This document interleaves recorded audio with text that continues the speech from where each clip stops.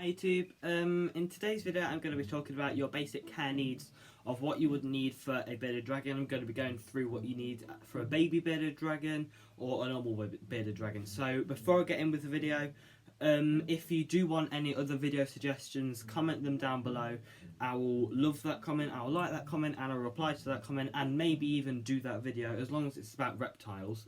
If it's not about reptiles, go over to my other channel, which is JA380KE. I'll put it up here, and go over and suggest a video for that channel, which is a non-animal channel. So also before we get started, please subscribe to the channel if you haven't already.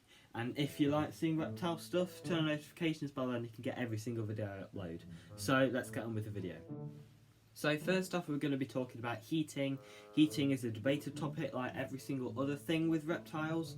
The main temperature for a bearded dragon should be in between around 36 to 40 degrees. I'll tell you what I recommend. What I recommend for me works. So if you want to take mine, you can, but obviously every single bearded dragon is different. My bearded dragon in here is on a 100 watt Arcadia basking lamp, and at the moment, as on the thermostat, I'll go and check on the thermostat, it is 40 degrees. Now my bearded dragon is only around 2 months old. If I can get her out, I'll show you. Oh, there we go, that was easy. I'm just calling it a her at the moment. I'm not 100% sure yet. She's a little bit lively because she's just been under the basking lamp. But this is mine. This is a baby at the moment.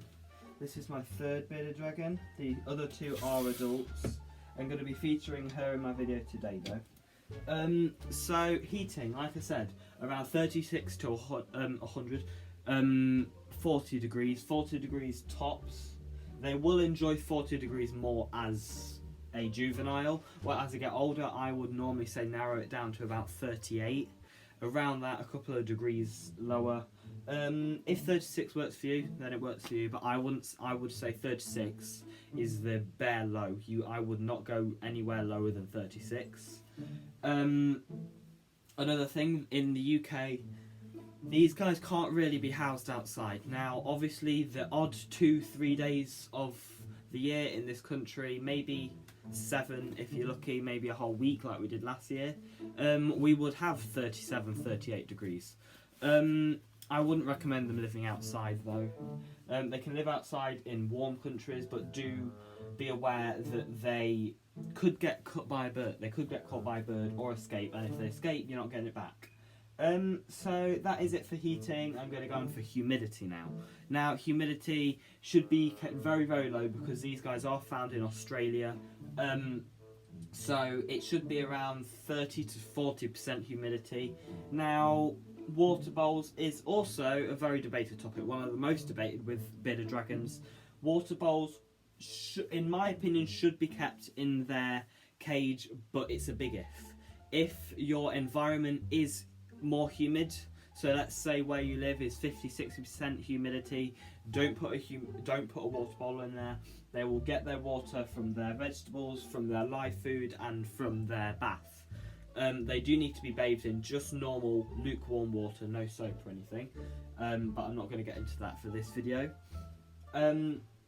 So yeah, but if your house is 40-30% humidity, just keep a shallow water bowl in the cool end of the tank. If it's in the warm end of the tank, it will evaporate. Not every single bearded dragon drinks the water either.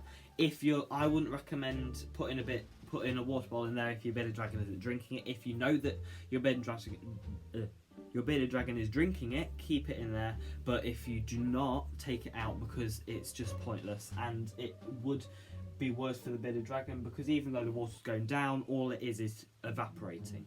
So next I'm going to be going on to feeding. Now feeding bearded dragons as babies should be fed stuff like 3rd crickets, 4th crickets. I wouldn't really recommend locusts because they can be quite big and they're not as common to find very small. Now mealworms, I feed mealworms to my baby bearded dragons. I know a lot of people don't agree with it because they say that they're hard to digest, but really If you don't feed a lot of them, maybe you start with 2 or 3, and if they can eat that, go up to 4, then 5, then 6 and 7. But the only reason maybe you would see undigested or half digested food in the corner of your cage, it's just because they've regurgitated it because they've eaten too much. It's not anything to do with them not being able to digest it properly, and it comes out in their feces half digested. That will just be them regurgitating it. So at the moment she has got 4 mealworms in the pot and around 3 fourth black crickets in here. She's just over here, you can't see her, but never mind. So yeah, when they're babies it should be around 80% protein and around 20% vegetables. Basically they need a lot of protein because they're still growing, and they need their bones to be nice and strong for when they're older. Bearded dragons are one of those animals that if they have a problem or if they aren't treated right when they're a baby, that will be with them for the rest of their life. They're not a very good lizard to grow immune to something or adapt to something. If something goes wrong when they are young, that problem will stay with them for the rest of their life. So even if they do not eat their lettuce or whatever vegetables you have in there when they're really young, still put it in there. And sometimes what you can do is don't feed them for 3-4 days and then only offer them vegetables. Don't offer them live food, only offer them vegetables, and maybe they'll be that hungry that the only choice is to eat that. And that has happened a lot. I think that's worked for me. It's not starving, it's not cruel, because they can survive up to 2 weeks without food. So that's nothing. And that's how she's eating at the moment. She's mostly eating stuff like dandelion leaves, romaine lettuce. I wouldn't feed iceberg lettuce because it's not the healthiest for them, and it doesn't really have any nutritional value either, let alone romaine lettuce. So as they get older, it should be around 60% fruit and veg and around 40% live food.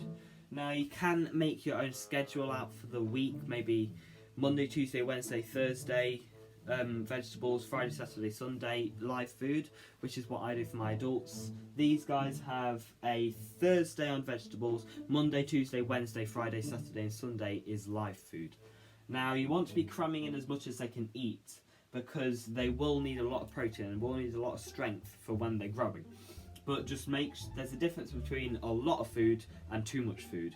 So just work your way up, maybe start small, get more and more and more until they have quite a fat belly, a nice and fat belly, but aren't like eating loads. I would say the most, as mealworms' sake, around 5 or 6 mealworms and around 4 crickets. That is, I'd say, maximum. I wouldn't go any higher than that. So yeah, that is it for food. Next we're going to go on to UVB lighting. Now UVB lighting is essential for a bearded dragon. At the moment I have a T5 Arcadia 12% output UVB strip at the top of my cage, including the basking bulb here. Basking bulbs, unless you have a mercury vapor bulb, do not give out UVB, only UVA, so don't get mixed up with that. They will need it because that's the only thing that allows a bearded dragon to produce D3 and absorb D3. So D3 is very important because that is the only way that they can get the nutrients from their food.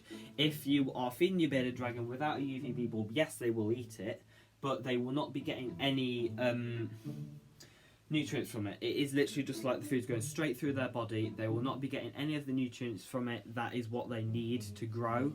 And it will need to be around 4/5 to 3/4 of the length of their cage minimum. Personally, I do recommend it to be the whole length. Mine isn't. Mine comes to about here. But, you know, it is your choice completely, but I would recommend it to cover the majority of the cage. As long as it is in the spot where they are a lot of the time, because they need to be getting that UVB. And that is pretty much it for UVB. It's not complicated, but if you do want me to go through what is best types of UVB, if you want a video dedicated to UVB, put it down below, or heating or anything, put it down below and I will do it. Now, just to end the video, I'm going to go on to lifespan in terms of male and female. So they all basically live around the same. That's my door. It's really loud. So around 15 to 20 years, roughly. They can live over 20 years if you're lucky. I'd say the average is around 18 to 20. So they will get around, I'd say, 18 to 24 inches head to tail. On average, I would say 18 to 20 inches head to tail. This enclosure, it could do it for their whole life, but this won't be the cage for its whole life, because this is a, I believe, 4-foot cage, but I'm going to get a cage that comes a little bit further out and one that is a little bit higher up. Because once this one's an adult, I can't imagine it being able to stretch out and get its full exercise, and I don't want to risk it having bad feet or anything like that. So I will be getting a bigger cage. Male and female around the same size. Males are a little bit more chunkier. You will find females kind of are a little bit more wide, and they will just kind of lay their body on the floor, whereas males are a little bit more upright and a little bit more muscular. So yeah, that is basically it. If you want me to get into genes and different types of breeds of the animals, I will, because I do know enough to make a video out of it. So yeah, if just say a genetics video and a breeding video, I can do both in the same video, because it is something complicated and not something that you should just go into, because you don't want to be doing certain types of inbreeding. Isn't very good for the bearded dragon. So if you do want that video, comment down below. Like I said at the start of the video, like the video if you did like the video, comment down below any video suggestions, or if you like the video or anything. And turn on the notifications bell, then you can get every single video I upload. So I'll see you in the next video. Stay safe. Bye.